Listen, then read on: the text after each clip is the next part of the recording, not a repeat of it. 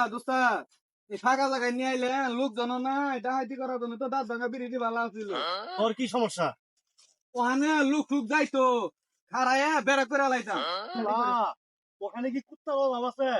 যদি ঠ্যাঙ্গের মধ্যে কামড় দেয়? উস্তাদ কুত্তার হয়ে আইছি আমরা এই রুটে। আল্লাহ আরে এই রোডে কোনো কুত্তা নাই কে? লোক এক সময় না এক সময় আইবই। এই জায়গা ঠিক মতো ডিউটি করতে থাক, বেশি কথা বলিস না। ঠিক আছে উস্তাদ। শামিম, জি উস্তাদ। এই রোডে বিকেল বেলার দিক দিয়ে লোক বেশি আছে। আমরা আয় বসি দুপুরে উস্তাদ, সমস্যা নাই।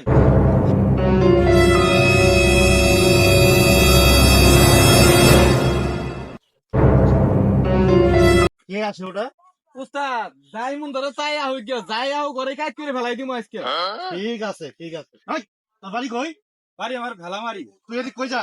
আরে ভাই গরু আমি ব্যস্ত নিয়ে যাচ্ছি। হাই, খারা দাম দর কত ক? আরে ভাই দাম দর কেমন কইব, কেবল মাত্র বাজারে নিয়ে যাইতেছি। হাই, 2 মিনিট এখানে দাঁড়াও। হাই শামিম, চলো শামিম, কি করা যা তাইলে? উস্তাদ গরু রাইখে দিয়ে কি করবো, গরুটা বিক্রি করে টাকা নিয়ে এই রুটে কিভাবে আসে এই ব্যবস্থা করে। ঠিক আছে ঠিক আছে। শামিম, মানলাম তুই খুব বুদ্ধিমান।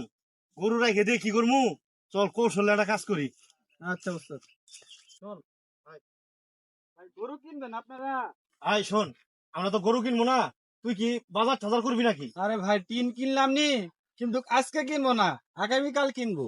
আয় শোন, তোর বাজার টাজার কিচ্ছু করার না না, আজকে খালি কটা ইফতার কিনে নিয়ে আয় বলিস ফস করে। হ হ ভাই হ, ঠিক আছে আপনার কথাই ঠিক আছে। এই শুন শুন, আবার না মেন রুটতে যাস, আইলে এই রুট দিয়ে আইবি। ঠিক আছে চাচা, আমি এই রুট দিয়ে আসবো আবার। ওই রুটটা ঘুরে হ, এই রুট দিয়ে আসবো আমি, এই রুট শর্টকাট না। ঠিক আছে, সোজা এই রুট দিয়ে আয় বলবি, এখন যা। ঠিক আছে আচ্ছা আচ্ছা যা, অন্য রুট হবেন যাস না আবার। আচ্ছা আচ্ছা যা যা, একটা টাকা ওখানে গরু বেচে খরচ করস না, সোজা গরু বেচে কটা ইফতার কিনে নিয়ে ফস করে আবার এই রুটে আয় করবি, ঠিক আছে না আমি? উস্তাদ ভয় পাইছে, খরচ করবো না টাকা পয়সা, এই রুট দিয়ে আইবো। যান আমরা ডিউটি করি।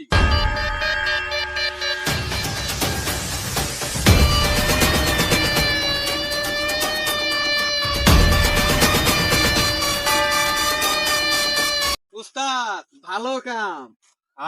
যদি খালি কোলে কোলে আনাটা মাল ধরতে পারি, 1 লাখ টাকা নিমু, তোর 50 আর আমার 50। ঠিক বলছেন উস্তাদ। এটা তো এখনো বাইরই করিনি। ভালো করছেন উস্তাদ, রাইখে দে।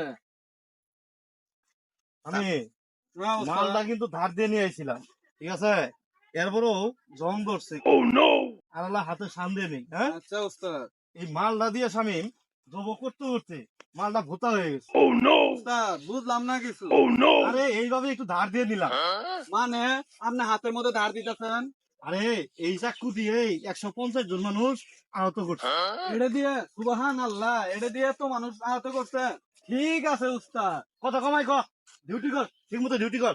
বুঝতেছি না কিছু, সন্ধ্যা হয়ে গেল, লোকটার তো এখনো কোনো খবর নাই। আমার মনে হয় উস্তাদ গরুটা সে এখনো বেচতেই পারে নাই। আমি আর কত ধৈর্য ধরুম? উস্তাদ আর একটু ধৈর্য ধরেন। আর একটু ধৈর্য ধরমু। হ্যাঁ উস্তাদ। উস্তাদ ঘটনা তো খারাপ, গরুলা তো গরু ঘুরাই নিয়ে বসছে। কে গরু তুই বেচিস নেই? না ভাই গরু বেচতে পারিনি, গরু কেজি 50,000 টাকা দিয়া গরু 40,000 টাকা দাম করতেছে, এই কারণে গরু বাড়িতে ঘুরাই নিয়ে। তুই গরুটা বেচলি লেখে? গরু কিনছি 50,000 টাকা দিয়ে, গরু কেন 40,000 টাকা দিয়ে বেচবো? গরু কেন লস দিয়ে বেচবো?